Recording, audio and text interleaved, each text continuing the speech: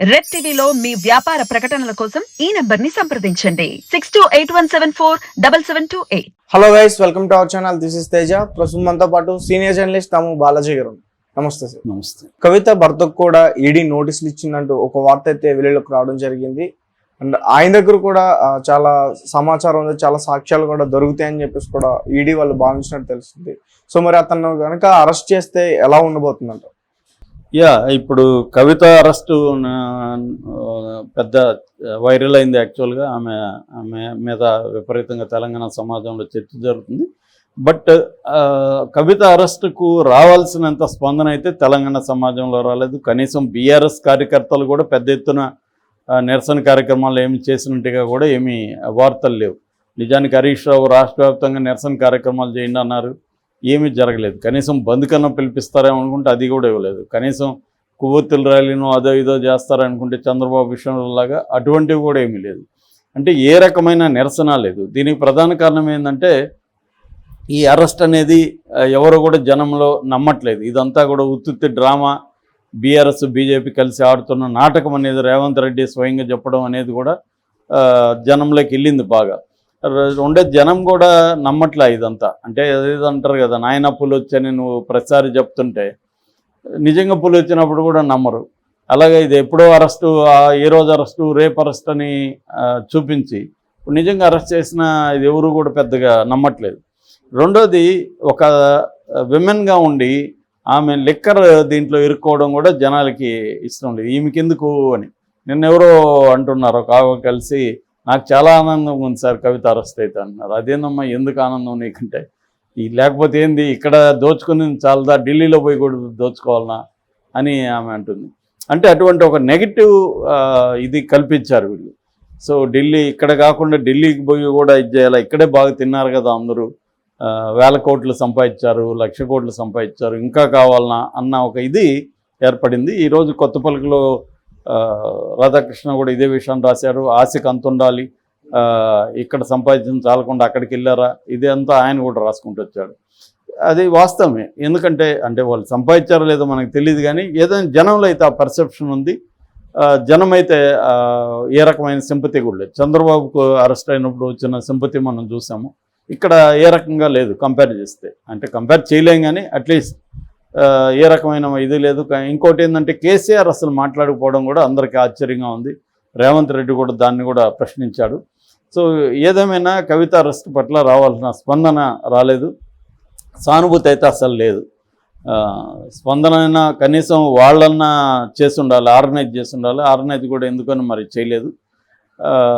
So అదొక aspect. ఇక రెండవది, కవిత అరెస్ట్తో పాటు ఇంకొంతమంది కూడా అరెస్ట్ అయ్యే అవకాశాలు ఉన్నాయి. నిన్న యాక్చువల్గా ఆమె భానుప్రియ మీనన్ తో గొడవ వేసుకున్నాడు కేటీఆర్.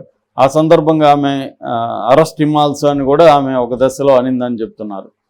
అతని మీద బంజారాహిల్స్ పోలీస్ స్టేషన్లో కూడా కేసు పెట్టారు. అదేమన్నా గట్టిగా బిగిస్తే కేటీఆర్ను కూడా అరెస్ట్ చేసే అవకాశం ఉందని కూడా చెప్తున్నారు. సార్ అది అయినా కాకపోయినా ఖచ్చితంగా కవిత భర్త దేవనపల్లి అనిల్ కుమార్ని అరెస్ట్ చేసే అవకాశాలు ఉన్నాయని చెప్తున్నారు. ఎందుకంటే దేవనపల్లి అనిల్కి ఈ కేసుతో సంబంధం ఉందని చెప్తున్నారు. ఎందుకంటే ఫస్ట్ టైము కవిత ఇంట్లో కొంతమంది కలిశారు. శుభేంద్రు అనే ఒక ఆయన, తర్వాత అభిషేక్ బోయినపల్లి, అరుణ్ రామచంద్ర పిల్లై, వీళ్ళంతా సమావేశం అయితే ఆ సమావేశంలో అనిల్ కూడా పార్టిసిపేట్ చేశాడని ఈడీ చెప్తోంది. సో ఇప్పుడు ఈడీ ఏంటంటే ఒక 5 మందికి నోటీసులు ఇచ్చింది. అనిల్కి, తర్వాత కవిత పిఏ రాజేష్కు, కవిత వ్యక్తిగత సిబ్బంది ముగ్గురుకు. వీళ్ళ 5 మంది ఫోన్లు కూడా ఈడీ స్వాధీనం చేసుకొని వెళ్ళింది. ఇప్పుడు వీళ్ళ 5 మందిని రేపు అక్కడికి పిలుస్తుంది. పిలిచి వాళ్ళ సమక్షంలో ఒక్కొక్కరి ఫోన్ అన్లాక్ చేసి మొత్తం డేటా పరిశీలిస్తారు. వాళ్ళ ఎదురుగా రేపు విచారణ జరుపుతారు అంటున్నారు. ఒకవేళ విచారణ జరిపిన తర్వాత దీంట్లో వీళ్ళ రోల్ బయటపడిందని చెప్పి వాళ్ళ 5 మందిని అరెస్ట్ చేసినా కూడా ఆశ్చర్యపడాల్సిన అవసరం అయితే లేదు. ఎందుకంటే ఈ మొత్తం కేసులో ఈడీని ఎక్కువ ఇప్పటివరకు అరెస్టులు చేసింది. దాదాపు 16 మందిని ఈడీ అరెస్టులు చేస్తే సిబిఐ 6 మందిని చేసింది. కాబట్టి ఈడీనే వీళ్ళని కూడా అరెస్ట్ చేసే అవకాశం ఉంది, అనిల్ని కూడా అరెస్ట్ చేసే అవకాశం ఉంది. ఎందుకంటే అనిల్కి చెందిన 8 కంపెనీల్లోనే కవితకి వచ్చిన దాదాపు 190 కోట్ల పైన డబ్బులు దీంట్లో లిక్కర్ కోర్టులో కవిత సంపాదించింది. ఆ డబ్బుల్ని అనిల్ కుమార్ కంపెనీలోనే పెట్టుబడులు పెట్టి దాన్ని వైట్గా మార్చుకోవడానికి ట్రై చేసింది. ఎప్పుడైనా కూడా ఇలాంటివి జరిగినప్పుడు ఏం చేస్తారంటే ఈ డబ్బుల్ని వైట్గా మార్చుకోవడానికి ఎవరెవరు హెల్ప్ చేస్తుంటే వాళ్ళందరూ కూడా దోషుల కిందకే వస్తారు పిఎంఎల్ఏ చట్టం ప్రకారం. సో ఆ రకంగా ఈయన కూడా ఇరుక్కునే ప్రమాదం ఉంది. అయితే చాలామంది అసలు ఈ అనిల్ కుమార్ ఎవరు, కవితని ఎలా పెళ్లి చేసుకున్నాడు, లవ్ మ్యారేజా అది అంతా కూడా అడుగుతున్నారు. నిజానికి అనిల్ కుమార్కి కవితకి ఏమి పరిచయం లేదు, అరేంజ్డ్ మ్యారేజ్ ఇది. కవిత అమెరికాలో సదరన్ మిసిసిపి యూనివర్సిటీలో ఆమె ఎంఎస్సి చేసింది కంప్యూటర్ సైన్స్. అక్కడ కొద్ది రోజులు ఆమె జాబ్ కూడా చేసింది సాఫ్ట్వేర్ ఇంజనీర్గా. దాని తర్వాత 2003లో వీళ్ళు పెళ్లి చేశారు. ఈ అనిల్ కుమార్ వచ్చి బోధన్, నిజామాబాద్ జిల్లా బోధన్లో వీళ్ళు ఆయన కూడా చేశాడు. అక్కడ కూడా అమెరికాలో కూడా మెకానికల్ ఇంజనీరింగ్ చదివారు ఆయన. సో అక్కడ కూడా ఆయన కొంత జాబ్ కూడా చేశాడు. సో వాళ్ళిద్దరికి అరేంజ్డ్ మ్యారేజ్ చేశారు వీళ్ళు. దాని తర్వాత వాళ్ళిద్దరూ 2003లో పెళ్లి కాగానే అక్కడికి వెళ్ళిపోయారు అమెరికాకి. ఇద్దరు కలిసి అక్కడ జాబ్ చేశారు. తర్వాత 2005లో వాళ్ళు ఇండియా తిరిగి వచ్చారు. ఇక్కడ మనం ఏదైనా వ్యాపారాలు స్టార్ట్ చేద్దాం అనుకున్నారు. ఆ రకంగా వాళ్ళు వచ్చి కవిత ఏమో ఒక నిర్వాణ అనే బీటీ ప్యారలల్స్ అవి కంపెనీ ఒకటి స్టార్ట్ చేసింది. ఇతనేమో రియల్ ఎస్టేట్, అప్పటికి 2005 నాటికి రియల్ ఎస్టేట్ బాగుంది ఇక్కడ. సో రియల్ ఎస్టేట్లోకి ఎంటర్ అయ్యి సర్వీస్ అపార్ట్మెంట్లు, రియల్ ఎస్టేటు వ్యాపారం, కొన్న బిల్డింగ్స్ కట్టి అమ్మడం, అపార్ట్మెంట్లు కట్టి అమ్మడం, ఈ కమర్షియల్ కాంప్లెక్స్లు, ఈ రంగంలోకి ఆయన దిగారు.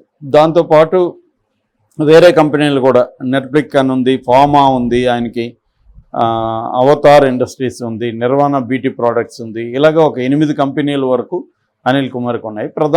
ప్రధానమైన రంగం అయితే రియల్ ఎస్టేట్, ఫార్మా, ఈ 2 చేస్తున్నారు.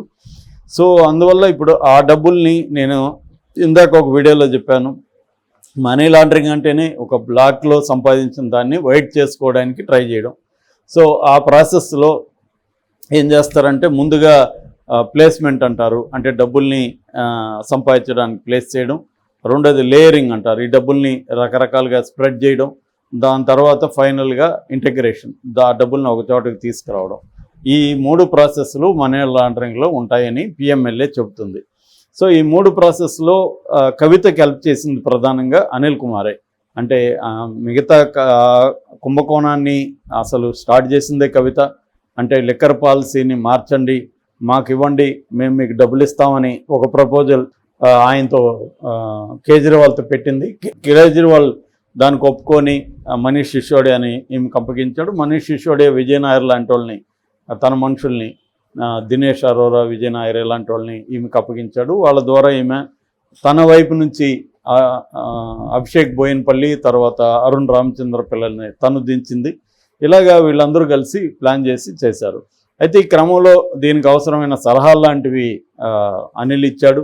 ఆ తర్వాత వచ్చిన డబ్బుల్ని అనిల్ తన కంపెనీల్లో రకరకాల పద్ధతుల్లో పెట్టుబడులు పెట్టాడు. రియల్ ఎస్టేట్లో ఎంత బ్లాక్ ఉంటుందో మనకు తెలుసు, ఎందుకంటే రిజిస్ట్రేషన్కి వాల్యూ ఒకటి చూపిస్తారు, రియల్గా అమ్మేది కొనేది వేరే రకంగా ఉంటుంది.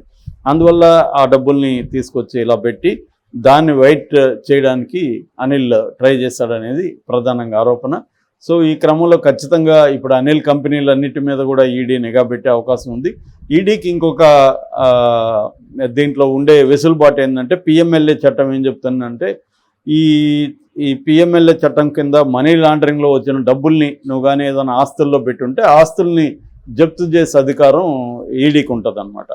అందువల్ల అనిల్ ఆస్తుల్ని జప్తు చేయొచ్చు ఈడీ, అనిల్ని కూడా జైలుకి పంపించే అవకాశం కూడా ఉంది. సో ఆ రకంగా చేసినప్పుడు మాత్రం వాళ్ళ 2 కొడుకులు ఉన్నారు వాళ్ళకి, ఆదిత్య, ఆర్య అనే 2 పిల్లలు.